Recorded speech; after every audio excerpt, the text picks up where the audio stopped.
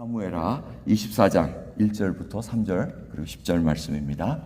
여호와께서 다시 이스라엘을 향하여 진노하사 저희를 치시려고 다윗을 감동시키사 가서 이스라엘과 유다의 인구를 조사하라 하신지라. 왕이 이에 그 곁에 있는 군대장관 요압에게 이르되 너는 이스라엘 모든 지파 가운데로 다니며 단에서부터 브엘세바까지 인구를 조사하여 그 도수를 내게 알게 하라. 요압이 왕께 고하되 이 백성은 얼마든지 왕의 하나님 여호와께서 100배나 더하게 하사 내 주 왕의 눈으로 보게 하시기를 원하나이다. 그런데 내 주 왕은 어찌하여 이런 일을 기뻐하시나이까. 10절입니다. 다윗이 인구수를 조사한 후에 그 마음에 자책하고 여호와께 아뢰되 내가 이 일을 행함으로 큰 죄를 범하였나이다. 여호와여 이제 간구하옵나니 종의 죄를 사하여 주옵소서. 내가 심히 미련하게 행하였나이다 하니라. 아멘. 저가 너희를 공고하십니다. 근신하라 깨어라. 너희 대적마귀가 우는 사자같이 두루다니며 산길자를 찾나니 너희는 믿음을 굳게 하여 저를 대적하라 얘기합니다. 방법이 뭡니까? 믿음을 굳게 하여 대적하라고 얘기합니다. 아무리 죄가 앞에 문 앞에서 웅크려져 가죠. 너 지금 화났지? 나 들어가게 해서 그 분노를 표출하게 내가 해줄게. 이럴 때 그걸 믿음으로 아니야. 나는 저자를 용서할 수밖에 없는 하나님의 피로 사신 하나님의 자녀야 하고 이것을 믿음으로 딱 디클레어하고 대적하라는 얘기입니다. 우리가 얼마나 사는 동안 힘들게 그 악의 편에 서가지고 악을 선으로 이겨야 되는데 악을 악으로 대하는 일이 얼마나 많습니까? 그러므로 말미암아 우리 심령이 얼마나 핍박해집니까? 에베소 4장 27절을 보면 마귀로 틈을 타지 못하게 하라고 얘기합니다. 이 앞구절은 뭡니까? 분노에 대한 얘기입니다. 노하지 말라고 얘기합니다. 노하더라도 밤새 그렇게 품고 자지 말라 이렇게 화해하라고 얘기합니다. 형 노를 품고 있다는 거, 염려하고 있다는 거, 이것이 다 마귀가 들어갈 수 있는 통로라는 겁니다. 그럼 염려하면은 바로 들어옵니다. 타협해라. 네가 그렇게 해가지고 어떻게 먹고 살 수 있겠니? 조금 슬쩍 해줘. 그럼 네가 살 수 있어. 죄의 소원이 바로 그것을 너희를 갉아먹으면서 들어오게 만들어 원한다는 것입니다. 하지만 성경은 계속해서 우리에게 대적하라 그러고 마귀로 틈을 타지 못하게 하라고 경고하고 있습니다. 여러분, 그래서 이 염려와 속임과 또 분내하는 것, 이런 것들로 계속해서 우리로 하여금 하지 못하게 하고 있다는 것을 잊지 말아야 됩니다. 여러분, 이 통로 속에서 우리가 항상 고민을 합니다. 내가 이 일을 어떻게 해결할 수 있는가? 하지만 하나님께서는 우리에게 항상 주 안에서 기뻐하라고 얘기합니다. 내가 다시 말하노니 기뻐하라. 너희 관용은 모든 사람에게 알게 하라. 주께서 가까우시니라. 빌립보서 4장 4절에서 5절까지의 말씀입니다. 기쁨이 없다는 거 참 슬픕니다. 하나님의 백성으로서 살아가는 데 있어서 이 희락의 열매가 없으면 우리는 참 살아가기가 힘듭니다. 항상 우거지상을 쓰면서 주름살 늘어가는 거에 대해서 괜히 고민만 하고 슬퍼하면서 살아가지만 그게 아니라는 겁니다. 우리가 영원한 생명을 가지고 지금 하나님 앞에 살아갈 수 있는 길을 열어주셨다는 겁니다. 다윗은 계속해서 죄를 다스리지 못한 것을 볼 수가 있습니다. 충성되지만 악한 요압 장군까지도 그걸 알고 있었어요. 왕이시여, 인구 계수하지 마십시다. 그거 하면 인구 계수하겠다는 것은 전쟁 준비를 한다던가 아니면 세금을 더 징수하겠다는 거니까 싫어한다는 겁니다. 백성들이 싫어하니까 이거 하지 마십시오. 성경도 쓸데없이 인구 계수하면 출애굽기 33장 보시면은 괜히 잘못 계수했다간 재앙받을 수 있다. 우리 이렇게 경고를 하십니다. 하나님께서 이 속전제를 받기 위해서, 속량제를 받기 위해서 반세겔 성전세를 받기 위해서 계수하는 것을 허락하셨습니다. 근데 그 외에는 허락하지 않으셨습니다. 근데 다윗이 왜 이것을 했냐면은 말년에 조금 나태해졌다는 겁니다. 자기가 보기에는 지금 아까 본문 말씀에 다시 하나님께서 진노하셨다 그랬지 않습니까? 기브온 백성의 언약을 무시한 거. 그 다음에 다시 또 화가 나신 이유는 이스라엘 백성들이 다윗을 버리고 세바라는 베냐민 지파의 사람을 쫓아간 거. 그 사건을 얘기하고 있습니다. 그러니까 언약을 또 무시했다는 겁니다. 여러분, 하나님께서 제일 싫어하시는 것이 뭡니까? 약속 지키지 않는 거. 하나님과의 언약을 지키지 않는 것. 오늘 성찬식을 하는 데 있어서 이 언약을 다시 상기시켜 주십니다. 내가 너를 지금 핏값을 지고 내 자녀로 살아왔다 이렇게 얘기합니다. 그것을 잊지 말라는 것입니다. 그 언약을 잊을 때 또 우리는 재앙을 받고 또 하나님 앞에 또 한 대 얻어맞고 아이고 주여 살려주옵소서 하고 올 수밖에 없다는 겁니다. 다윗이 그걸 알았었음에도 불구하고 말년에 적당히 이 정도 하면 되지 않았나, 나 이 정도면 하나님 말씀대로 잘 살지 않았나, 이게 슬그머니 들어왔다는 겁니다. 그러니까 지금 인구를 가만히 봐야지 내가 전쟁 준비하는데 이제 하나님을 의지한다는 것은 살짝 뒤로 물러갔습니다. 그리고 자기 힘으로 세운 거, 내가 이 정도에서 먹고 살만하잖아, 내가 이 정도 했으니까 내가 얼마나 강성하게 이 나라가 됐는가 한번 살펴봐야지, 이런 마음이 생겼다는 것입니다. 하나님 최우선주의로 사는 그 삶이 어느덧 말년에 타협하는 삶으로 바뀌었다는 것입니다. 이 말씀은 우리에게 큰 경종을 울립니다. 저희들도 그러한 경우가 많이 있습니다.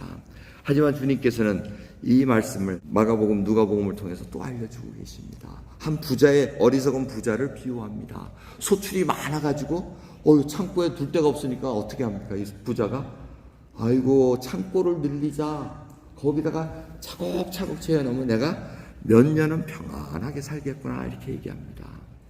그런데 어떻게 얘기합니까? 그 부자가 영혼아 내가 편안히 먹고 내가 이렇게 잘 먹고 잘 살게 됐다, 즐기자, 즐거워하자, 딱 이렇게 할 때 이 어리석은 자야, 내가 내 영혼을 도로 찾을 때 네가 쌓아놓은 그 물질은 다 누가 나누어 갖겠느냐고 말씀하십니다. 여러분, 신앙이 나태해지고 가진 것이 편안하게 이루어지면 우리는 타협하기를 원합니다. 마틴 루터도 이 경고를 합니다. 최고의 우상은 안심하는 것이다 하고 얘기합니다.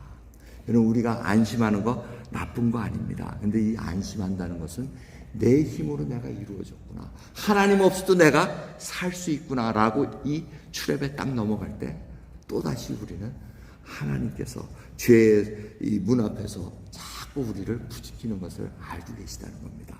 왜? 그것이 바로 우상이기 때문에 그렇습니다. 어리석은 이 부자처럼 우리는 그렇게 살 수가 없습니다. 하나님께서 항상 우리에게 이 신앙생활에 만족함이라는 것은 있을 수가 없는 것을 알려주십니다. 왜? 하나님은 우리를 계속해서 하나님을 더 알아가게끔 끌고 가시기 때문에 그렇습니다. 제가 뉴라이프 한인교회 참 성도님 여러분께 감사드리는 것은 저희 교회가 매년 선교지에 갈 수 있는 것이 얼마나 큰 복인지 모릅니다. 제가 목회 생활하면서 선교지를 매년 가서 정말 하나님이 하시는 일과 그 하나님의 백성들, 구원받은 백성들과 같이 우리의 공급함과 우리의 신앙의 도전과 이런 것들을 전파하고 복음을 전파함으로 말미암아 그들이 또 우리에게 주는 도전들이 있습니다.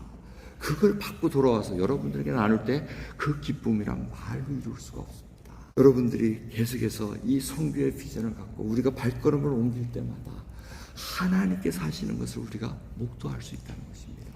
그 기쁨이 없으면 우리는 나태해지기 쉽습니다. 이 정도면 좋사오니 뒤에 발코니도 저렇게 많이 자리도 있으니 주여 이제는 이 자리만 채워주옵소서. 자기는 손 하나 까딱 안 하면서 발 하나 안 움직이면서 이 자리를 채워주옵소서 주옵소서 하면은 채워질 것 같으세요? 아닙니다. 그거는 만족의 우상에 떨어져 버린 겁니다. 그러기에 우리로 하여금 계속해서 움직이게 만듭니다. 저는 빈자리가 보이지는 않습니다. 계속해서 작은 인원수부터 시작했기 때문에 이 정도면 천군만마를 얻은 거예요. 지금 천군만마. 그러다가 한 명 남으면은 그래도 저는 할 거예요. 왜? 시작한 게 너무나 미미했기 때문에. 하지만 하나님의 은혜입니다. 이거는 저로 하여금 그리고 우리 성도님들로 하여금 자만하게 하라는 것이 아니라는 겁니다. 다윗같이 성도가 얼마나 왔나, 한 명, 두 명, 세 명. 여러분, 성도 수 오신 거 안 세는 게 좋습니다. 왜? 세면은 이게 또 욕심이 부려요. 50명 왔으면 60명 와야지. 60명 와 70명 와. 저 발코니 다 채워야지. 이렇게 됩니다. 하나님이 채워주십니다. 우리가 하나님의 행하시는 일을 보고 하나님의 그 순전한 믿음을 가지고 걸어가면 한두 명이 중요한 것이 아니고 정말 하나님 앞에 내가 어떻게 살아가는가. 그래서 결국은 이 악한 일을 행했을 때 다윗이 후회합니다. 하나님 죄송합니다. 하나님을 의지하지 않고 내 힘을 의지했고 내 힘으로 이루어진 것을 보여주고 싶었나이다. 그래서 큰 죄를 지었나이다. 종의 죄를 사하여 주옵시고 내가 심히 미련하게 행하였나이다 하고 얘기합니다. 그런데 재미있는 것은 이 일을 통해서 하나님이 어떻게 하십니까? 옵션을 줍니다. 야, 너 7년 동안 기근 받을래? 아니면 3개월 동안 적군의 손에서 피해 도망갈래? 아니면 3일 동안 온역이 와가지고 좀 고생 좀 할래? 이렇게 옵션을 줍니다.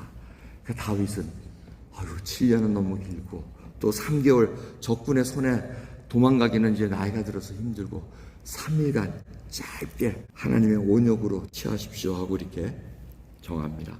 왜? 하나님은 이스라엘 백성과 다윗을 정신 차리기 위해서 이 일을 행하십니다. 그래서 하루 사이에 7만 명을 죽입니다. 백성들이 괴로워합니다. 울부짖습니다. 그러니까 하나님께서도 참 마음이 아프십니다. 그래서 다윗이 아니 되옵니다. 차라리 저를 죽여주옵소서 이 기도를 합니다. 제가 잘못했습니다. 이 기도를 합니다. 그러니까 하나님께서 네가 그러면 지금 타작마당 사가지고 그곳에서 번제를 드려라 이렇게 얘기합니다. 그래서 그 타작마당을 산 것이 뭡니까? 예루살렘의 성전을 짓는 그 터전을 마련합니다. 아까 말씀드렸죠? 사단은 망하게 만드는데 하나님은 어떤 결과를 만듭니까? 이 터전을 마련하게 하옵시고 성전을 마련할 수 있는 그 길을 열어줍니다. 그리고 번제와 화목제를 그 타작마당에서 드렸더니 모든 것을 사해 주십니다.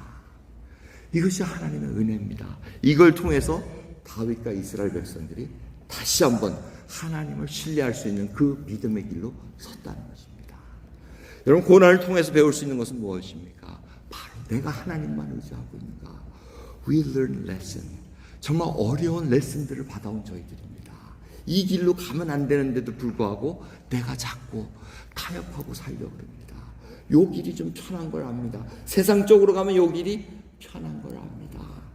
그래서 그 길을 택할 때 우리는 사망의 길로 갈 수밖에 없다는 것을 압니다. 그러기에 저희들은 하나님 앞에 끝까지 믿고 정말 주의하고 깨어있으라고 얘기합니다. 마지막 때 믿음을 보겠느냐고 말씀하십니다. 불법이 성함으로 마지막 때는 사랑도 식어질 거라고 얘기합니다. 여러분, 저희들 주님의 사랑이 식어지지 않기를 원합니다.